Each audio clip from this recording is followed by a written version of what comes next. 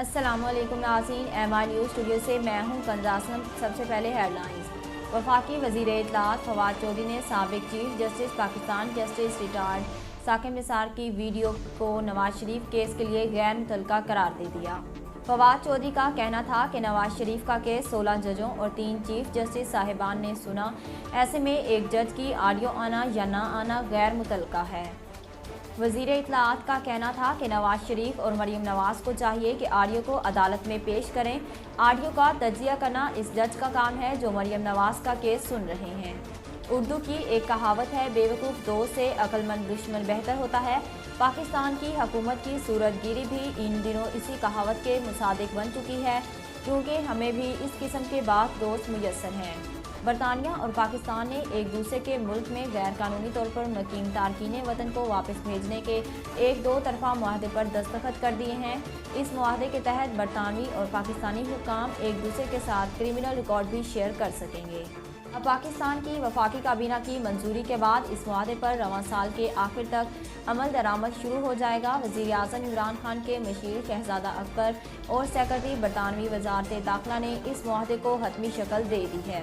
افغانستان کی وزارت صحت نے ہسپتالوں کو فعال بنانے کے لیے حکومت پاکستان سے مدد کی درخواست کر دی۔ افغان وزیر صحت ڈاکٹر قلندر عواد وفد کے ہمراہ پاکستان پہنچے ہیں، جہاں انہوں نے حکومتی اور غیر حکومتی شخصیات سے ملاقاتیں کی۔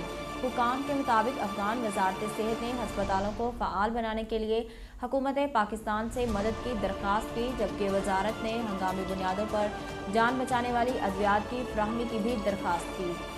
کورونا کی نئی خطرناک قسم اومیکرون کے پھیلاؤ کو روکنے کے لیے حکومت سندھ نے بوسٹر ڈوز کو لازمی قرار دینے کا فیصلہ کیا۔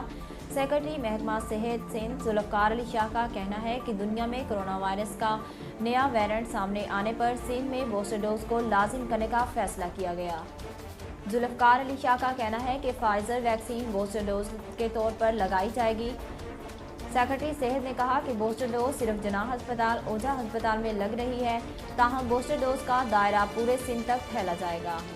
دنیا بھر کے مسلمانوں کے لیے خوشخبری، عمرہ زائرین کے لیے عمر کی حد ختم کر دی گئی۔ اب 50 برس سے زائد عمر کے افراد بھی عمرہ کی سعادت حاصل کر سکیں گے۔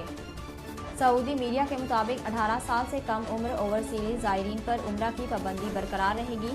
سعودی عرب میں مقیم 12 سال سے زائد عمر کے ویکسین لگوانے والے افراد عمرہ کی سعادت حاصل کر سکیں گے۔ ناظرین، اب تک کے لیے اتنا ہی۔ مزید خبروں اور تفصیلات کے لیے دیکھتے رہیے ایم آئی نیوز۔